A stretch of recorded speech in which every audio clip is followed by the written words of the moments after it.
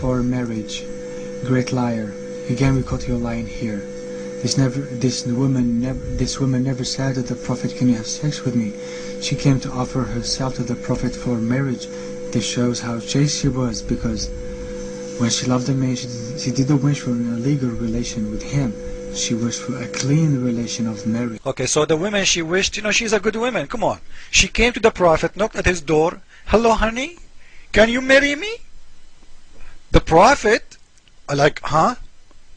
Yeah. So this is what he's saying. The woman, she came to the Prophet. She offered herself to marry him. She wanted a clear relationship. By the name of Allah, can we share the bed together? By the name of Allah, can we do it, please? So, does that mean she is so horny for the Prophet? Or what? Why a woman, she come to a man, he have a house full of women already, knocking at his door, saying, can you take me, baby? So what are you defending? You are saying to us that he is getting an offer of a marriage. You are a pagan, you are a mushrik. You are a black stone kisser. So this woman, she is offering what?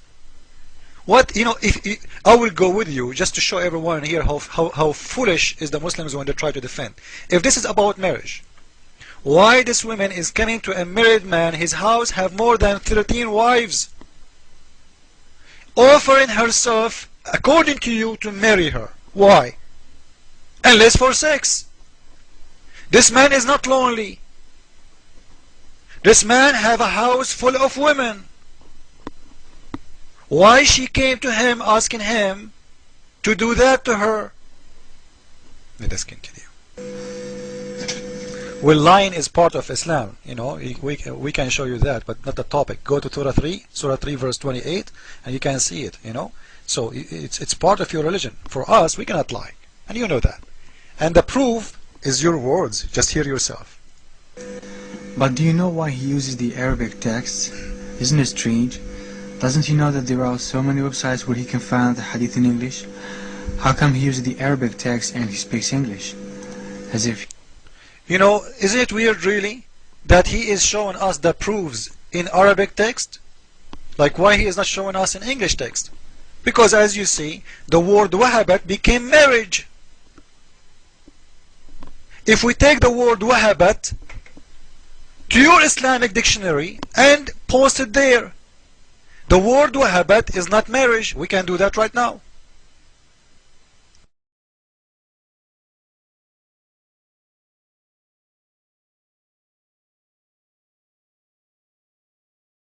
Look how easy to prove a Muslim lie. This is the word wahabat, which exists in the hadith, and by the way, the same word exists in the Quran. When the Muslims translate, it became marriage. This is their Islamic website, have 8 dictionaries. This is Shakir website. This is, if you go to the top, you will see Dictionary Shakir. This is a very Islamic website, have 8 Islamic dictionaries, approved by Muslims, all of them. If we post the word wahabat there, and click at search, what we will find? Wahabat, it's coming from wahaba, give, favor with, etc. Read by yourself. So it's about giving. It's about giving a gift. It's not asking to take it or not. It's not asking you to marry her. She is giving herself. Because, the word wahabat, like, I am yours, that's it. It's not like, I'm not waiting for you to respond to say I accept or not. When you say wahaba, it means you give. That's it. It's yours.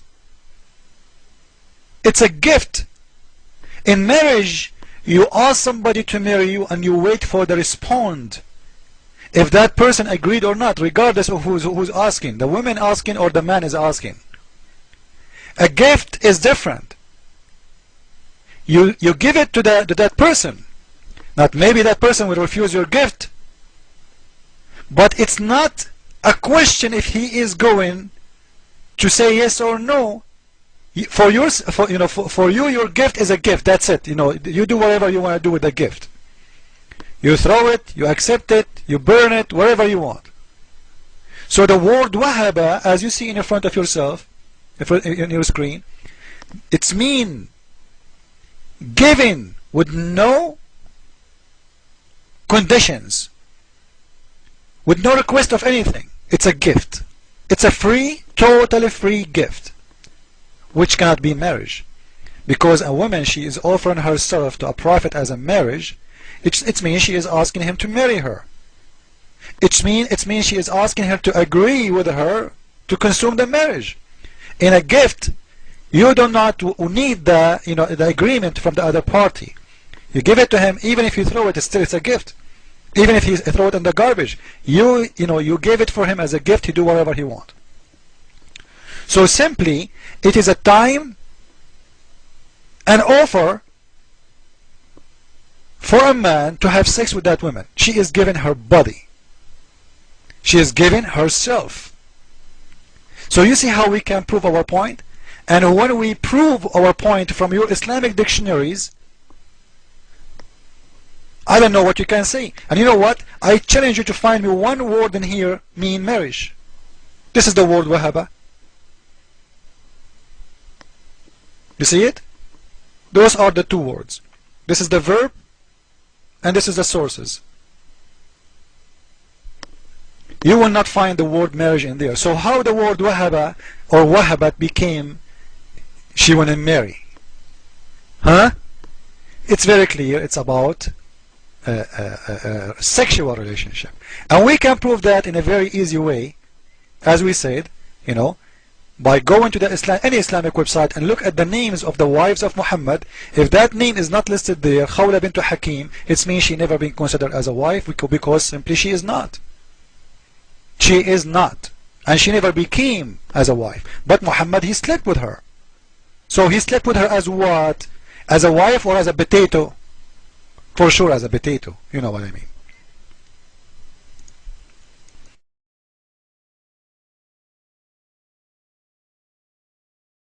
Continue. Muhammad is the aunt of the Prophet of Islam. Not true. This is another lie. Khaula isn't the aunt of the Prophet of Islam. The answer is very simple. In Islam, we don't believe that the passage that says that Khaula was the aunt, we don't believe that this passage is authentic. But beware here. I am not saying... Listen carefully. So he don't believe this passage is authentic, which means it says there clearly that she is his aunt. But he don't believe it's authentic. So it was authentic in a second that the word marriage, in the same page where it says she is his aunt, it's not authentic. In the same book, in the same proofs, in the same website, in the same translation. So it is authentic when he want. It's not authentic when he want. That this hadith isn't authentic. I am saying that the passage that says that Khaula was the aunt of the Prophet, I am saying that this passage isn't authentic.